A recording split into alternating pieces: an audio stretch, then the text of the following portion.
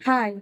നമ്മളോട് കുറ്റം ചെയ്ത ഒരാളോട് ക്ഷമിക്കുക എന്നുള്ളത് ദൈവികമായ ഒരു കൃപയാണ്. ദൈവികമായ ആ കൃപയുള്ളവർക്ക് മറ്റുള്ളവരോട് ക്ഷമിക്കാൻ സാധിക്കും.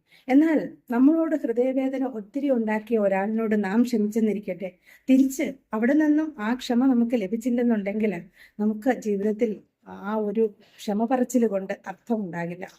ഇവിടെയാണ് മാസ്റ്റർ ചൊവാക്കുക് സുയി പ്രാണിക് ഹീലിംഗിലൂടെ നമ്മളെ പഠിപ്പിച്ച ഫൊർഗീവ്നെസ് പ്രയറിന്റെ പ്രാധാന്യം.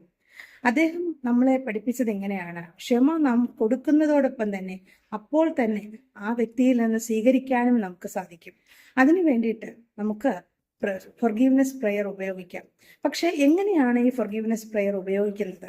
ജീവിതത്തിലെ എല്ലാ മേഖലകളിലുള്ള എല്ലാ വിഷയങ്ങളെയും പരിഹരിക്കാൻ ഈ ഫൊർഗീവ്നെസ് പ്രയർ എങ്ങനെയാണ് ഉപകാരപ്പെടുന്നത്? നിങ്ങൾക്ക് എന്നോടൊപ്പം ചേർന്ന് അത് പഠിക്കാം.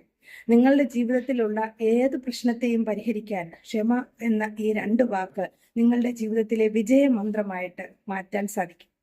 499 രൂപയുടെ ഒരു റെക്കോർഡഡ് കോഴ്സിലൂടെ നിങ്ങൾക്ക് 10 ദിവസത്തെ ഒരു ക്ലാസ് ഏത് സമയത്ത് വേണമെങ്കിലും ആക്സസ് ചെയ്യാൻ സാധിക്കുന്ന രീതിയിൽ ഞാൻ രൂപപ്പെടുത്തിയിട്ടുണ്ട്. എന്നോടൊപ്പം ഇപ്പോൾ തന്നെ ജോയിൻ ചെയ്തോളൂ. 499 രൂപയുടെ ക്ഷമ എന്ന വിജയമന്ത്രം. Okay, thank you.